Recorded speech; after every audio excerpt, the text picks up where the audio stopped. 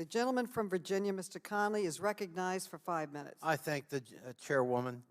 Mr. Jenkins, you just saw and experienced the distraction that occurs on the other side of the aisle because they don't want to talk about voting rights protection. If we start with the Constitution of the United States, the first thing we should be concerned about is protecting the sacred franchise of the right of every American to be able to vote.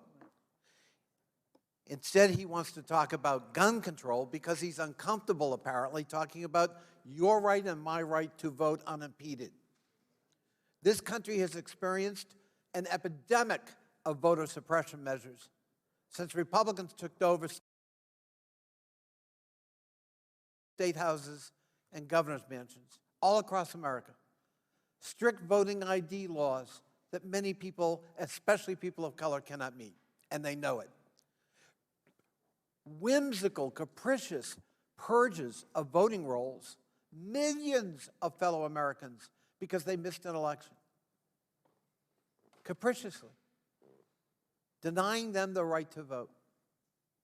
Voter intimidation tactics. Robocalls that tell people on the eve of an election their precincts changed. Or warning them that there'll be all kinds of people at the voting place to make sure no one's committing voter fraud. That's intimidation. Mr. Jenkins, would you agree with the proposition that when we're talking about at most, the Brennan Center says that voter impersonation is virtually non-existent. Actual voter fraud in the United States is extremely limited. But the fact that almost 40% of Americans don't vote, even in a presidential election, I don't know, call me silly, but that might be the bigger problem. Not voter fraud. The fact that we don't have universal voter participation, not even close. Would you agree with that proposition? I do agree with that that is not an issue that we need to be concerned about because the whole business of voter fraud is itself a fraud. And the fact of the matter is that we have adequate protections on the business of voting rights when it comes to the question of fraudulent defenses. What I think we need to be clear about is that when we're trying to describe ways to address the fundamental right to participate in this democracy, we ought not confuse that with a side issue of something that is irrelevant to the business of being a citizen.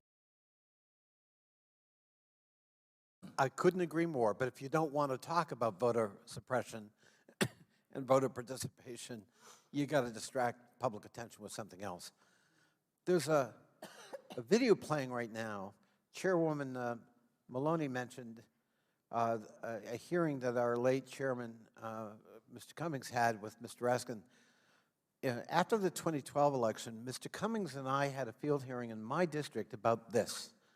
This is a precinct in Prince William County, the second largest county in Virginia, called River Oaks.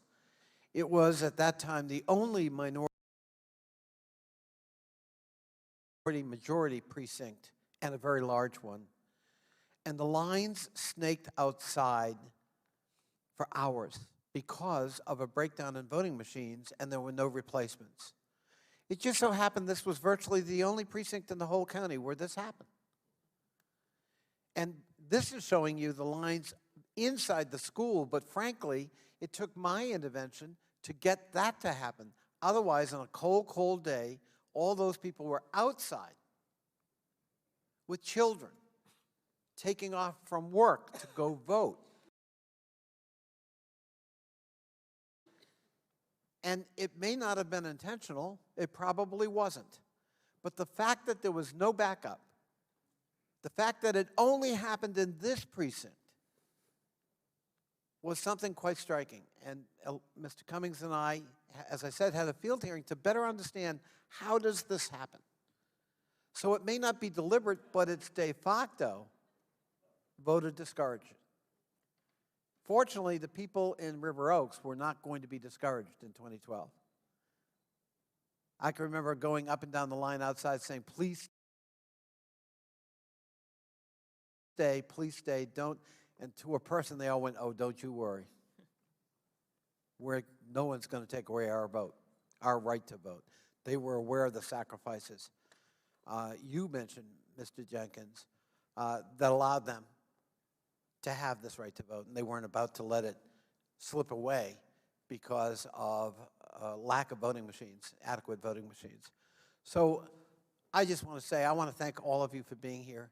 This is a sacred topic. It's a passion for most of us up here, and we can't allow ourselves to be distracted by other topics. Voter suppression is wrong. Anything that impedes the ability of people to vote or discourages them directly or indirectly, subtly or explicitly, is wrong. And we have to fight it wherever we face it. Too many people, as you remind us, Mr. Jenkins, sacrificed a lot for that right to be reasserted, for us to finally honor the 15th Amendment.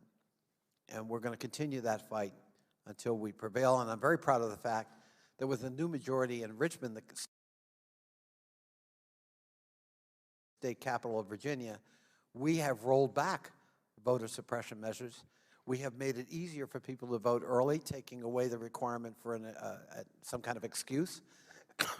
And we're going to continue to do that in our state, and I hope it will be a national movement. Thank you, Madam Chairman.